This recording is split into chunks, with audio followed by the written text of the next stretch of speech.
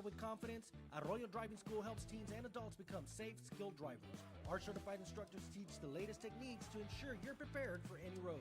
With quality vehicles and hands-on training, we give you the skills to drive responsibly. Get started today. This summer, take a break with the family and visit the best beach in Texas. You're not building just a sandcastle. You're building memories. South Padre Island is the perfect place for fun in the sun. Book your summer getaway today. Visit SoPadre.com. My son Leo just graduated from high school, but also with his associate degree from Texas Southmost College at no cost at all. Not having that financial burden was so helpful to our family. That's 2 years we did not have to pay for. All of my TSC credits transferred to UTRGV, and I am so grateful to go into my major debt-free.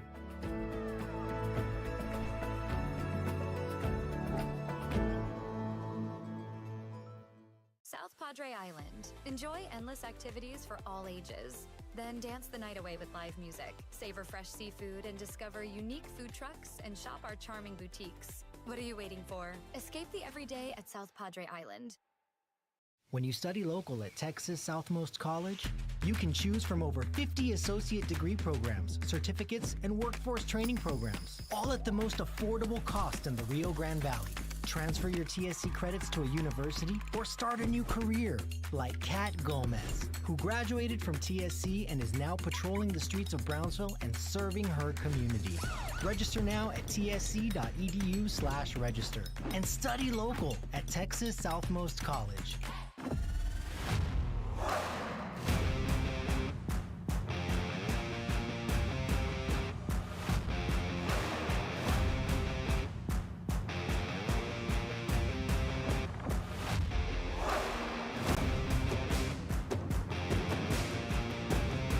Time to take a new look, and maybe your first look at Buick.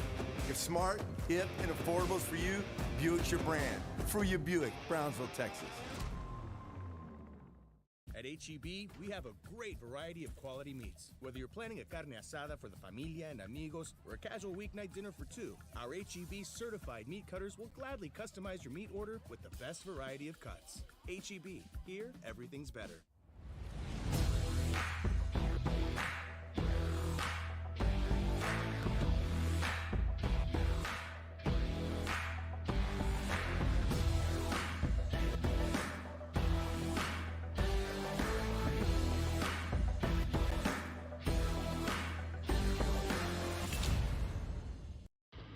Truck Techs in Harlingen is your source for lifts, wheels, and tires. Talking trucks of any size, any model, and any year. Specializing in accessories with top-of-the-line products to bring that special look to your truck in a professional way. Lifts, wheels, and tires, with financing available too. Call today or stop by Truck Techs in Harlingen.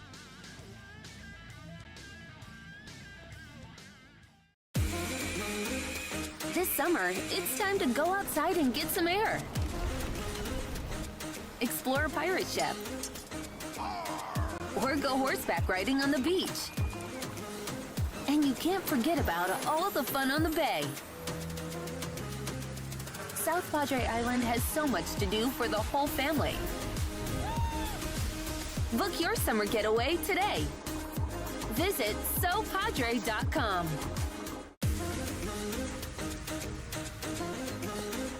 This summer, settle in and reconnect with one another. South Padre Island has so many great places to stay. Condos, resorts, and hotels. Oh my! Book your summer getaway today. And start making memories poolside with the people you care about most. Visit SoPadre.com. Farmer, this is our home. Take a look at what we do.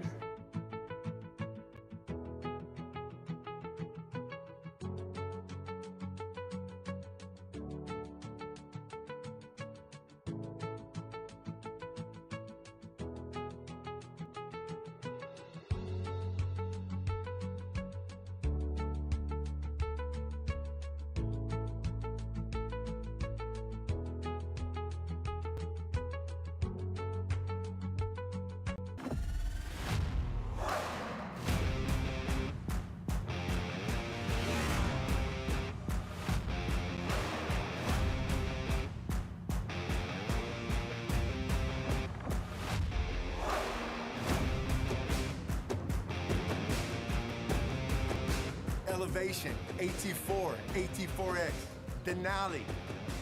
Case closed. For your GMC, we're professional grade. This summer, it's time for mimosas and brunch with the girls. A beachside lunch with the kiddos. Delicious bayside burgers. And world-famous fried shrimp with a cold one. South Padre Island has your breakfast, lunch, and dinner plans covered. Book your summer getaway today. Visit sopadre.com. Ready to drive with confidence? Arroyo Driving School helps teens and adults become safe, skilled drivers. Our certified instructors teach the latest techniques to ensure you're prepared for any road. With quality vehicles and hands-on training, we give you the skills to drive responsibly. Get started today.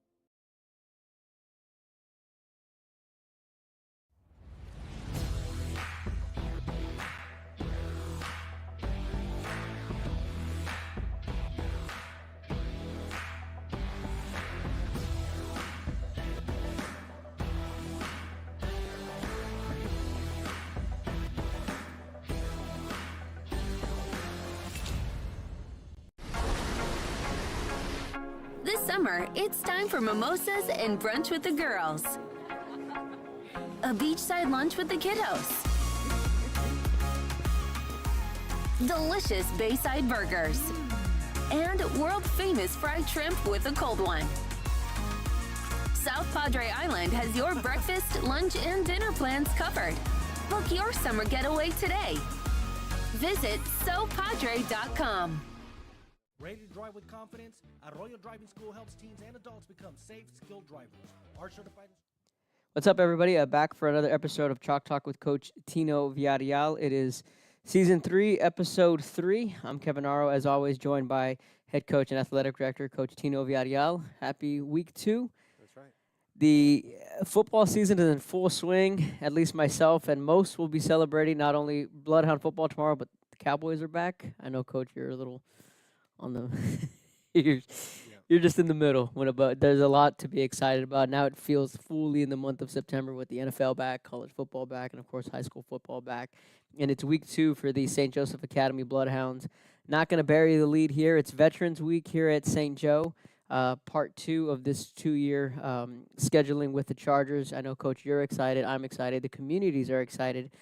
A lot of the behind the scenes things that people don't see. We had folks come early this morning, install new bleachers, a lot of checks around the school. So, Coach, let's start there and what fans can expect, and adding the bleachers and everything that's going to come with tomorrow as far as outside of the football game.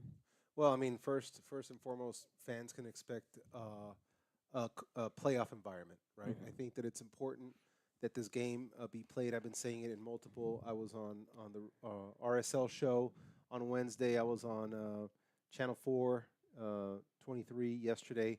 And the first thing I always tell people is thanks to Gilbert Leal, BISD Athletic Director, thanks to Kelly Lee, who started this game and scheduled it 4 years ago. And now, obviously, thanks to Coach J.C. Ramirez, who's continued that contract for this next 2 years. This is the final one. This is not final one. We don't know if this game's going to be played next year. I hope it is. But one of the things we can't expect between two schools that are here in the same city of Brownsville, you've got the public versus private.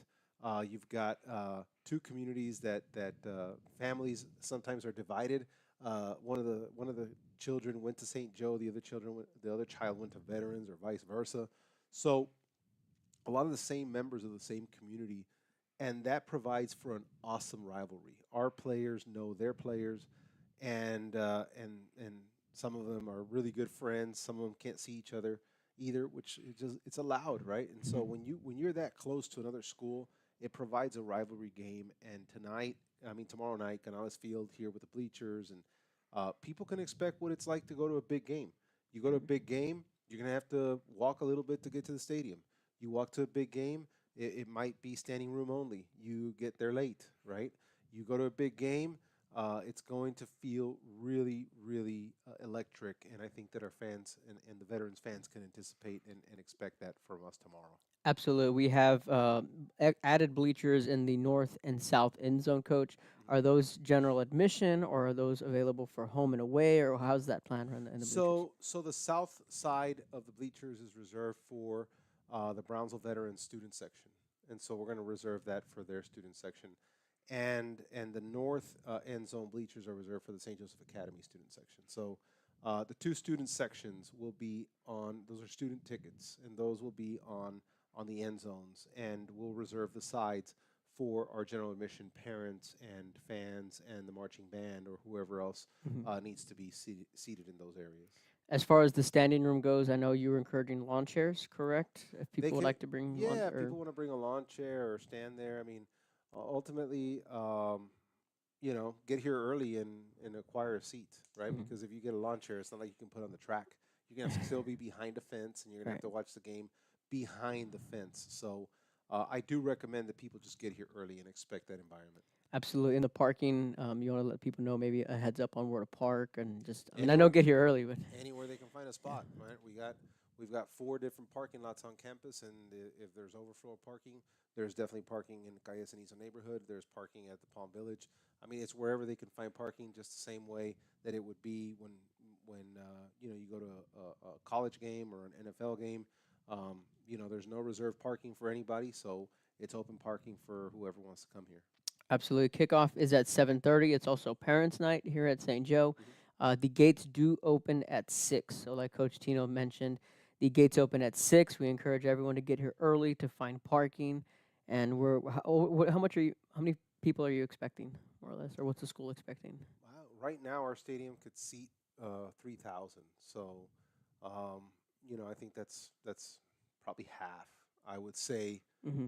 maybe half to a third of what Brownsville veterans can seat. So, definitely, it's going to be standing room only.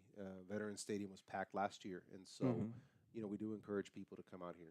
Absolutely. What's the community been like? I know you're very involved with the community. There's a lot of people that have called you and asked you, and we met with JC yesterday. And how excited is the community just to be a part of this game? I know you mentioned you had referees call you that don't even ref anymore and still want to know what's going on and come out to the game. Well, everybody wants a ticket, right? And I tell them it's $8 pre-sale. It's $10 at the gate. Everybody expects a free ticket. Everybody expects to come watch a great game. The community's excited about it. I know that we don't accept UIL passes, so there's a lot of people that are just trying to figure out how to gain access into the game tomorrow. Absolutely. I know a lot of people have been asking me, last year when we beat Vets, that really, lit the Valley on fire, and now all eyes are on this football game. And, you got Bird Bowl down the road at Harlingen. They got that rivalry game, that Tri-City, PSJ North, and then right here in Brownsville, we have Brownsville St. Joe and the Chargers. Coach, let's hop into the X's and O's. Briefly, let's recap week 1. With the Raymondville loss last week in Willacy County, 25-22. Coach, in your opinion, now that we've turned the page, just what may have gone wrong for us in week 1? Well, I mean, a lot of things went wrong, right? I mean, you look at that game, and we've got a lot of new guys in new positions. We've got some guys that are banged up and not in there.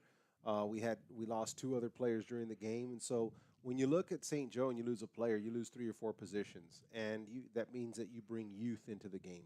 And when you bring some young guys into the game, that's why we play these tough games, is to get those repetitions, is to get them in those situations to overcome that, to hopefully get you ready for district. So we made a couple of bad mistakes from a player standpoint and from a coaching standpoint at finding out who's going to get in, who's going to get out once we started facing that kind of adversity. Week 1 jitters, obviously, not an excuse. I mean, hats off to Coach Littleton and his staff. Raymondville really came after it. They were at home. We haven't had much success in Willacy County. I've never won there. Kind of feel sometimes that I'm cursed over there, but it's okay. I mean, ultimately, it's probably the best thing that could have happened to our school. To be 0-1 is perfect, especially going into this game, because ultimately the reality is that the only people who have their backs against the wall are not the Bloodhounds. It's the Brownsville Veterans Memorial Chargers. They're the 6A that lost to us last year. They're the ones coming into our home with a 1-0 record. There is no pressure on my team. And that's ultimately what's going to be awesome tomorrow night here. That's a very good point. And we had Reed Starkey and Gavin Cincinnatus on Luncheon with the Hounds yesterday, and it was Gavin that said that loss was a good thing for them because it's he used some smelling salt to kind of wake them up a little bit, and a newfound motivation is what they were telling me. And have you seen that this week with these guys? Well, I think it was a wake-up call. Coach Ramita said it best at the RSL show yesterday. The 2023 Bloodhounds are not the 2024 Bloodhounds, and the 2025 Bloodhounds are not the 2024 Bloodhounds. He said that about his team, right? And that is a reality. You got to find an identity for the 2025 teams. And last week was definitely the best thing I think that could have happened to us coming into this game, because what ended up happening, you go 10-2, and you have this stellar season, and now you come into this game, Parents' Night, maybe not as feeling the opportunity to really outperform yourself and to really try that extra to try to even gain a victory or be competitive tomorrow night. Right now, I do see our kids ultra focused, and you know what? They're not harping on the fact that we have some guys that aren't playing tomorrow. They're not worried about that. Every school has that. What they're concerned on and they're worried about is to come out here and just play a better version. I can honestly tell you, we played the worst game we have probably ever played last week against Raymondville, and that is unacceptable. It starts with me. That was a lack of mental focus and mental readiness, and we didn't do a good job getting our kids ready in the preseason. As we close up week 1, one last final point is the way I felt, at least in my eyes. I just felt that we left some opportunities on the board, along with just not playing well, and those two things it's a recipe for a loss.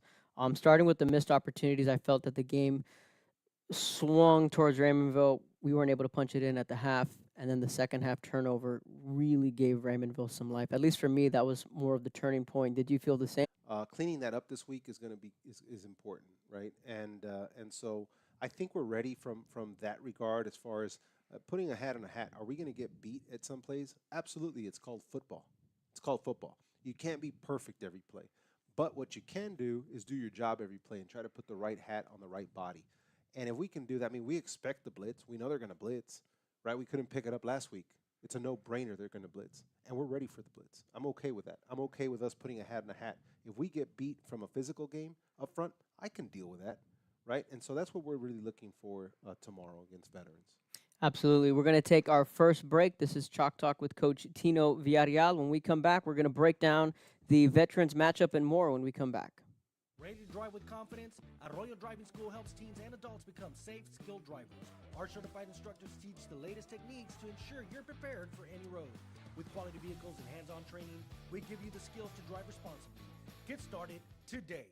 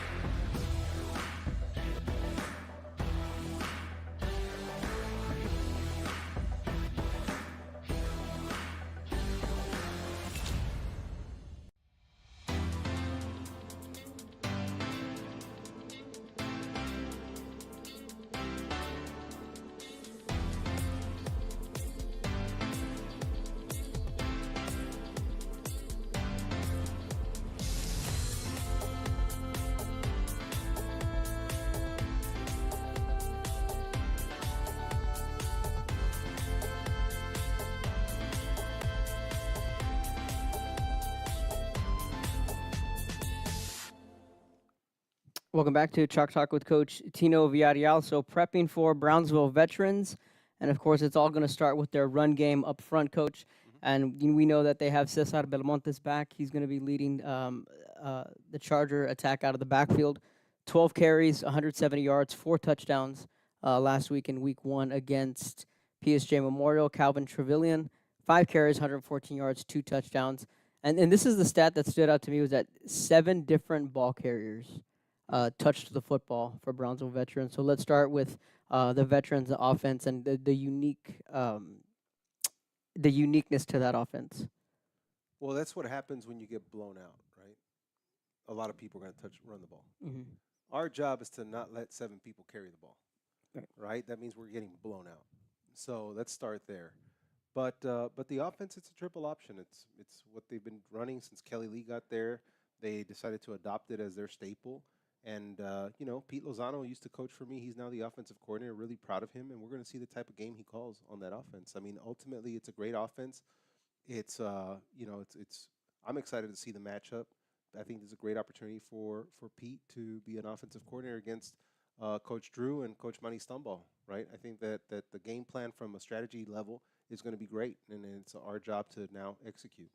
Absolutely. And like I mentioned, 7 different ball carriers. How do you prep for that, knowing that the ball can go to any different running back and they're constantly shuffling running backs? They only play 3, Kevin. 7 people got the ball because they blew them out 49-0. Gotcha. Substitutes. So it's Trevelyan and Belmontes are the two bell cows. Unless you keep those guys in for 4 quarters and make the score 100-0, you're going to have to put substitutes in there. Absolutely. And of course, having played veterans last year, year before, having played PI, I know it's always difficult to go up against this type of offense. And this is just my curiosity. What's the definition of their offense? I know they have a little bit of a veer, a dive. What's the true definition? Like, is it a triple option? Triple option. Triple option. Yeah. Okay. And they only threw the ball twice. Do you expect that to be a factor at all? Or, because every now and then they can throw in a pass or 2 or just expect the unexpected. I hope they throw 10 passes, right? That means we stop their run. So, we're ready for whatever. At the end of the day, we've got to stop their run. I hope they throw 20 passes. I think that'd be great. The way we attacked it last year on offense, we ran the ball probably just as much as they did. When a game comes to 2 rushing attacks, specifically for Brownsville veterans, how big emphasis is the clock management and then the limited possessions? How big a factor is that in a game like this? Yeah, you take a look at last week as well. You take a look at the amount of possessions that we had against Raymondville and the amount of possessions Raymondville had. At the end of the day, we lost the game 25-22, and we had a turnover and they had 0. So we were -1 on the turnover ratio, and we lost by a possession, right? When you have limited possessions, any turnover makes a difference. Last year, we were able to beat veterans because they had 3 turnovers and we had 0. So we beat them by 3 touchdowns. So that's how even the game was last year, right? It didn't look that way because we beat them on the scoreboard 41-21. But ultimately, they take away their 3 turnovers, you're taking away 3 capitalizations of touchdowns on our end. And that should be a neutral game. Taking care of the ball is going to be huge for both squads tomorrow. Mm-hmm. Especially when you talk about the limited possessions. Do you remember off the top of your head how many possessions last year in the Vets game? Yes, I think they scored on all 3 that they had, and they fumbled the other 3. Yeah. Or an interception, 2 fumbles. An interception and 2 fumbles. So, like you said, they had 6 possessions. 6 possessions. So that's how important tomorrow the time of possession. And I know you made a point on winning that possession battle last year, and is that the same case this year on winning the time of possession? Well, the goal is always going to be to do that. I think we had one good drive at Raymondville, and that was a 99-yard drive, 19 play that took 8.5 minutes off the clock. Yeah. Right. So we have the ability to do that. I think that again, we're going to have to learn to pick up the blitz. I think we're going to be fine. This is an opportunity for our team to bounce back. It's to take and capitalize off the lack of momentum, meaning the lack of pressure. We've got no pressure coming into this game, none. So that's the beauty of Friday. Absolutely. And how has the week of practice been for the guys? What you can expect from a rivalry game. It's up tempo. They're excited. None of our guys want to sit here and flop, right? That means that we can't get blown out. That we make a good game out of it. We got to make a good game out of it. I think that if we make a good game out of it, win or lose, we're going to show people that that we can play some ball this year, right? Hopefully, it favors us at the end of the night in the scoreboard. But ultimately, I mean, these guys are ranked second, third in the Valley. They're a 6A school. Um, they've got a lot of eyes on them. All of the reporters picked them to win. So, you know, what do we have to lose? Nothing. So it's going to be a great opportunity again tomorrow. Absolutely. So Brownsville Veterans and Brownsville St. Joe meeting again tomorrow. And tomorrow night, it's in a baseball term. It's the rubber match. Veterans took the first one. St. Joe took last year, and then this is the game to decide the rubber match. And Not really. They won the first 2 years. the first 2 years. Okay, so Kelly Lee's first We played right here in this stadium, and we lost by 4 touchdowns against Kelly Lee. Okay. We went to Veterans. Oh, that's 3 right. I'm years ago. forgetting. That's right. That's we, right. We lost to them by 7. That's right. And last year we beat them by 20. That's right. That's right. I forget that was the first year. Okay, I got you. I forgot about that game. I just don't know why that one got lost in the shuffle because I remember the first time it was here, and that was the Kelly Lee game, and that one, packed house. Okay, that's right. Good call there on that one. So The second one we played out there was Gavin's sophomore year. Right. That's the year they went to the state semis. That's the year they went to the state semifinals. That's the year that we had Anwar Hobie pass away. Yes. The week before. Yes, that's right. That's right. Offensively, coach, we saw some flashes of Gavin's athleticism in week 1 in Raymondville. We saw Andre Cristiano step up in a big way. He had 24 carries, about $124 on the ground, and I think he probably played one of the better games I've seen him play in his 3 years. What are some things that were fixed this week, maybe cleaned up in the film room? Well, I mean, first and foremost, you have to understand, and the fans don't know this. That fans are only privy to what they know. Nothing. They go watch game, right? But Andre was slated to get probably like 8 carries, 6 carries. I mean, Andre is probably 95% last week. We were trying to not put him in those situations, and then 6 plays into the game, Leo is out for indefinitely for the game. And so now we put Andre in a situation where we should have done a better job preparing for giving him more carries. He did a great job. I mean, Andre knows how to read the hole. He's just wasn't in game shape to play a full offensive defensive game, right? I think that once you do that once, and the energy that this environment's going to bring, it brings that kind of adrenaline to push you through. And Andre's a tough guy. So are a lot of our guys out here. They don't need that extra shot of adrenaline, but it's gonna be useful tomorrow. Absolutely, and particularly the seniors. And that was another thing Gavin and Reed mentioned yesterday that it's a privilege that they get to play veterans here on their home field their senior year and just really kind of close out that chapter of that rivalry with them and just talk about your seniors and how much it means to them. Well, no, they're excited. I mean, like I said, at the end of the day, it's that first game. It's where a lot of people were asked to go both ways. I think at one point we had 8 guys playing offense and defense. That's something that I'm very proud of our team for doing. That's not something veterans gets to do, right? They got 3,000 students and 150 football players. They got an offense and a defense, right? I mean, to have that for us would be phenomenal. We've got to play Ironman football. And last week when it came down and push came to shove and we started cramping and we started doing this. But this week, I think we're a lot better mental shape to go into a battle like that. Not to say we took Raymondville lightly, but I think we took Raymondville lightly. I mean, that's the way to. We're definitely not taking these guys lightly tomorrow. Absolutely, and that's actually what Reed had told me yesterday. He goes, I felt myself and some of the guys kind of coasted into that game, and then the result showed of the mentality that they went into that game. So, and again, like Gavin said, it was some smelling salt to kind of wake us up, something that we needed to get ready for not just for week 2, but for the rest of the season. What does the Chargers defense do that poses a challenge to the offense? What do they do well? I mean, I hope they give us the defense they gave PSJ Memorial, and then we're smooth sailing. I have a feeling that Coach Ellison, who does a great job over there, is going to come down with an odd man front and try to stunt us and blitz us like Will Littleton did, and that's what we've been preparing for. But if he likes to get in his 4-2-5, awesome, right? I think we're okay with the matchups. I think our problem, everybody knows, is putting a hat in a hat from an offensive line standpoint. If we can do that, he's a great play caller, and so am I. I think it's going to be an awesome game tomorrow. Absolutely, and of course, you talked about the ties. Ricky Miner's on that staff. Mm-hmm. Of course, Coach Pete Lozano was on your staff, and Ricky played here at St. Joe. So, before we wrap it up, just talk about that nice community, or not the camaraderie that you have with that coaching staff and former coaches of yours. And let's first talk about Coach Jerry Delgado, right? Jerry and Pope Martinez were coaches here. Jerry actually coached me. So you got two coaches there that used to coach me and coach at St. Joseph Academy. I got to coach Ricky Miner here at St. Joe, and now Ricky's a coach over there. I hired Pete Lozano. This was his first job, and now he's the offensive coordinator over there. And I hired Andrew Crum, which was his first coaching job, and now Andrew's over there. So when you look at that, and then you look at Coach J.C. Ramirez, what can I say about that guy? First class, an awesome coach. He's a motivator. He's a religious man. He's a family man. Coach Ramirez and I go way back to the days when he was at Brownsville Veterans. Then he went to Lopez. Then he went to, for him to earn that job as the head coach and to take him as far as he did and to do what he's doing, it's just a great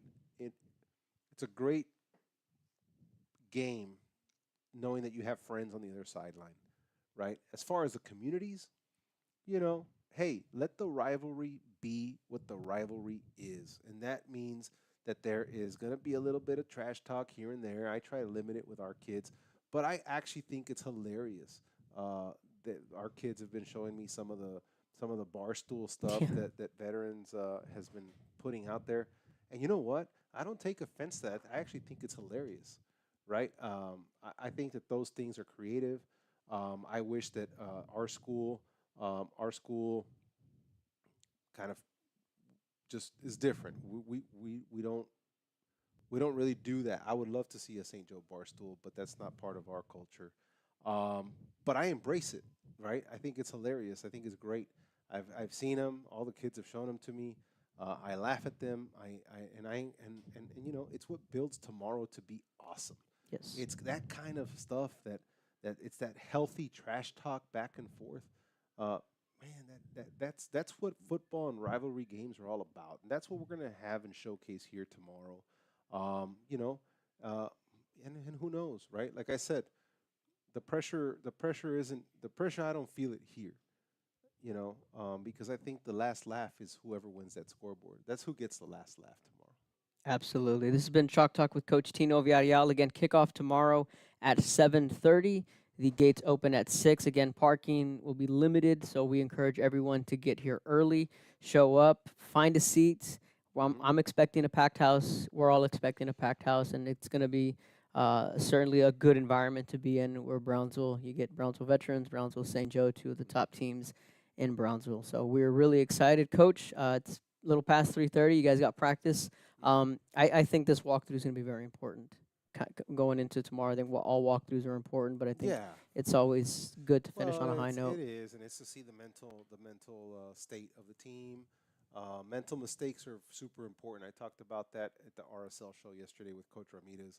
You can't make too many mistakes against air, right? and expect to win a game on Friday. So I think the boys are ready. I think we're excited for a good little walkthrough here, and then tonight, shout out to Perry's Pizzeria.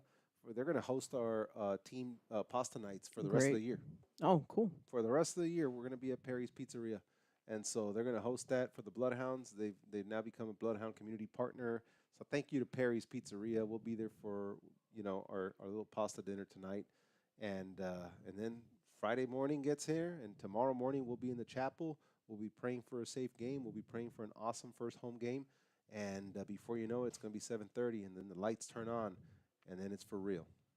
Absolutely. Bloodhounds, Chargers, right here at Canales Field tomorrow night at 7:30. That'll wrap up our episode of Chalk Talk with Coach Tino Villarreal. We will see you guys next week, and hopefully we can see you tomorrow night here at Canales Field. If you can't make it, we encourage you to show up. You can always watch it on the Bloodhound channel. We'll see you guys next week. Ready to drive with confidence? Arroyo Driving School helps teens and adults become